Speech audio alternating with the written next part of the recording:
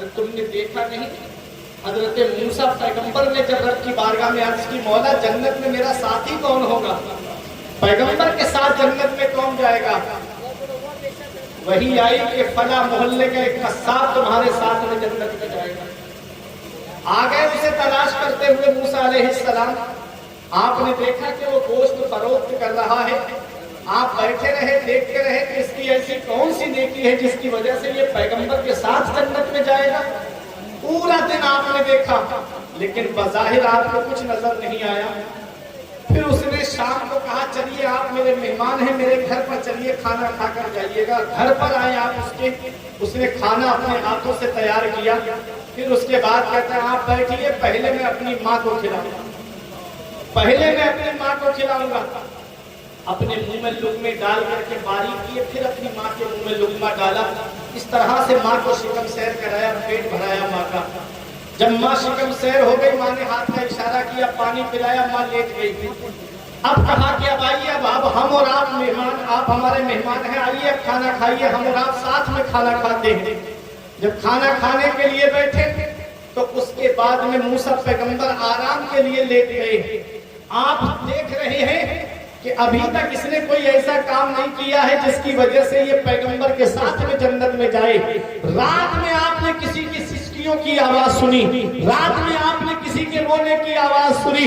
جب موسیٰ پیغمبر نے اٹھ کر کے دیکھا تو وہ بوڑھی ماں اپنا سر سجدے میں رکھ کے کہہ رہی تھی مولا میرا بیٹا گناہگار ہے، مولا میرا بیٹا خطا کار ہے، مولا میرا بیٹا ہوشیار ہے، اے میرے پروردگار میں اپنے بیٹے سے راضی ہوں، مولا تو بھی اس سے راضی ہو جا اور میری خدمت کا اس کو یہ صلہ دے دے کہ میرے بیٹے کو جنت میں موسیٰ کا ساتھی بنا دے، میرے بیٹے کو جنت میں موسیٰ کا قرب عطا فرما دے۔ موسیٰ پیغمبر نے اس مائی کو اٹھایا اور کہا کہ اے بوڑھی ماں اپنے سر کو سجدے سے اٹھا دے، اللہ نے تیری دعا کو قبول کر لیا ہے، میں موسیٰ ہوں اور یہ جنت میں جانے والا میرے ساتھ میں میرا ساتھی ہے۔ تو یہ ماں کی دعا ہے جو بلند مقام عطا فرما دیتی ہے۔ آؤ میں آپ کو بتاتا ہوا چلوں، آپ نے حضرت امام بخاری کا نام سنا ہوگا۔ کون امام بخاری ہے؟ وہ حضرت امام بخاری، اللہ اکبر، تاریخ بتاتی ہے کہ امام بخاری جو علم حدیث کے امام بنے ہیں، اس میں ان کی ماں کی دعائیں شامل ہیں، اس میں ان کی ماں کی دعائیں شامل ہیں۔ دیکھو ذرا تاریخ اٹھا کر کے، ماں نے دعا کی تھی اے اللہ مجھ کو بیٹا عطا فرما دے، اے میرے مولا مجھ کو بیٹا عطا فرما دے، اور بیٹا ایسا کہ مولا جو علم حدیث کا امام ہو۔ اللہ اکبر، یہ ماں نے دعا کی تھی۔ تڑپتا ہے کوئی بچہ تو ماں کا دل تڑپتا ہے، اور جب ماں تڑپتی ہے تو پھر زمزم نکلتا ہے۔ ماں باپ کی دعائیں اللہ رد نہیں فرماتا ہے۔ پیغمبر اسلام فرماتے ہیں کہ نبیوں کے بعد میں سب سے پہلے جس کی دعا قبول ہوتی ہے وہ ماں باپ کی دعا ہے، جو اولاد کے حق میں دعا قبول ہوتی ہے۔ جیسے بنی اسرائیل کے نبیوں کی دعا رد نہیں ہوتی ہے، ایسے ہی بوڑھے ماں باپ کی دعا بھی رد نہیں ہوتی ہے۔ اے میرے پیارے مسلمانوں، اگر ماں باپ زندہ ہیں تو ان کی دعائیں لیا کرو۔ اگر گھر میں برکت نہیں ہوتی تو ماں باپ سے دعائیں لو، اگر کاروبار میں برکت نہیں ہوتی تو ماں باپ سے دعائیں لو، اگر ذہن کمزور ہو گیا ہے تو ماں باپ سے دعائیں لو، اگر عمر میں برکت چاہتے ہو تو ماں باپ سے دعائیں لو، اگر روزی میں برکت چاہتے ہو تو ماں باپ سے دعائیں لو۔ ماں باپ ہاتھ اٹھا کے دعا کر دیں گے میرے سر سے میری ساری مصیبت ڈال دیتی ہے، میری ماں میرے دامن میں دعائیں ڈال دیتی ہے، پریشان ہو اندھیروں سے تو جاؤ ماں کے قدموں میں، وہ جب چاہے مقدر میں اجالے ڈال دیتی ہے۔ اس لیے ماں باپ کی دعائیں لیا کرو۔ ماں باپ کی دعا سے اللہ تقدیر بدل دیتا ہے، اللہ قسمتیں بدل دیتا ہے۔ آؤ میں آپ کو کتنے واقعات سناؤں۔ امام بخاری کی ماں نے دعا کی تھی مولا مجھ کو بیٹا عطا فرما۔ بیٹا پیدا ہوا، 6 یا 7 سال کے جب ہوئے امام بخاری تو آنکھوں کی روشنی چلی گئی، آنکھوں کی بینائی چلی گئی۔ اب ماں رو کے کہتی تھی مولا میں نے تو دعا کی تھی کہ اللہ مجھے بیٹا عطا فرما، اور ایسا بیٹا کہ جس کو علم حدیث عطا کرے، ایسا بیٹا عطا فرما۔ اب اس کی تو آنکھوں کی روشنی ہی نہیں ہے، وہ کیا حدیث پاک یاد کرے گا؟ رو رو کے ماں دعائیں کرتی تھی، رو رو کے ماں دعائیں کرتی تھی۔ ایک دن خواب میں حضرت ابراہیم خلیل اللہ تشریف لائے۔ ارے محبت سے بولو سبحان اللہ۔ جن کی سنت کو آج تازہ کیا جاتا ہے، ہم بقر عید کے موقع پر قربانی کرتے ہیں۔ حضرت ابراہیم علیہ السلام نے بھی دعا مانگی تھی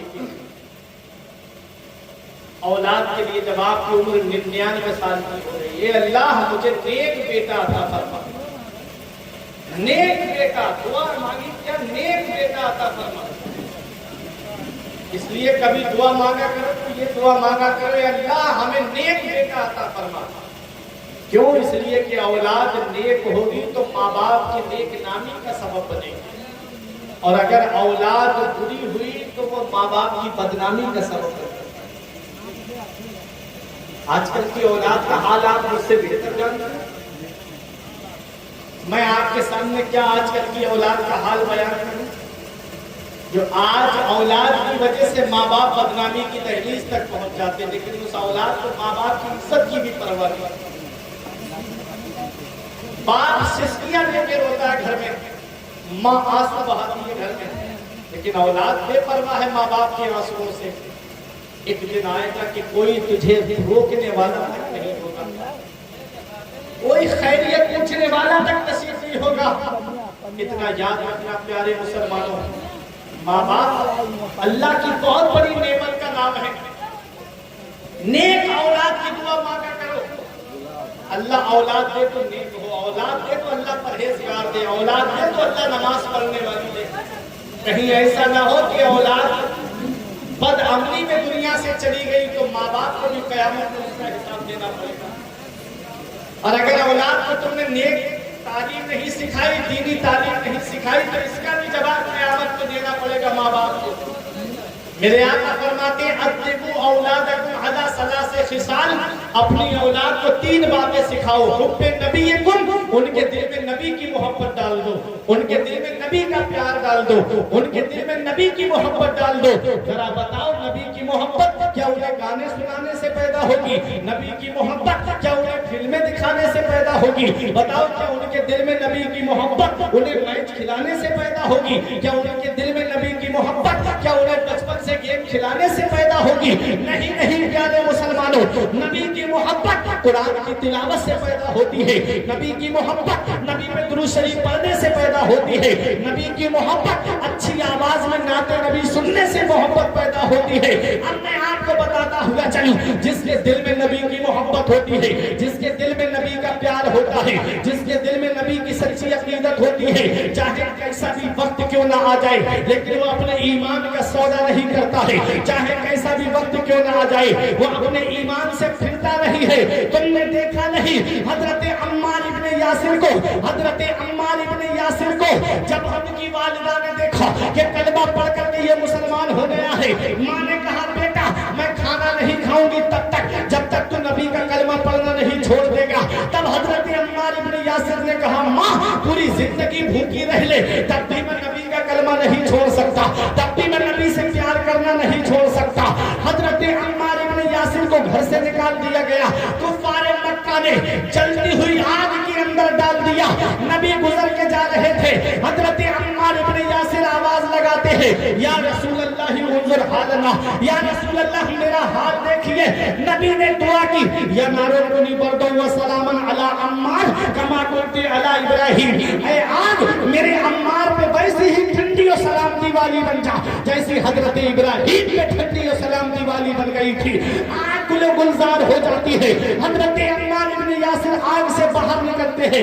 کفار مکہ نے لالچ رکھا، کہا اے عمار ابن یاسر تم جتنی دولت کہو گے تمہارے قدموں پہ لا کر کے رکھ دیں گے، تم جس قبیلے کی خوبصورت لڑکی سے کہو گے ہم تمہاری شادی کرا دیں گے، تم جس قبیلے کی سرداری مانگو گے ہم اس قبیلے کا سردار بنا دیں گے، ایک شرط ہے نبی کا کلمہ پڑھنا چھوڑ دو، نبی سے محبت کرنا چھوڑ دو۔ دیکھو عاشق رسول کی محبت ہو تو ایسی ہو، عشق ہو تو ایسا ہو، پیار ہو تو ایسا ہو۔ حضرت عمار ابن یاسر کہتے ہیں اے کفار مکہ سنو، اگر ساری دنیا کی دولت لا کر میرے قدموں میں رکھ دو تب بھی میں نبی سے محبت کرنا نہیں چھوڑ سکتا، تب بھی میں نبی سے پیار کرنا نہیں چھوڑ سکتا۔ اعلیٰ حضرت کی نظر پڑی، بریلی سے پکار کے کہتے ہیں ان کا منگتا پاؤں سے ٹھکرا دے وہ دنیا کا تاج، ان کا منگتا پاؤں سے ٹھکرا دے وہ دنیا کا تاج جس کی خاطر مر گئے کرے منعم رگڑ کر ایڑیا تاج روح القدس کے موتی جسے سجدہ کرے رکھتی ہے کتنا وقار اللہ اکبر ایڑیا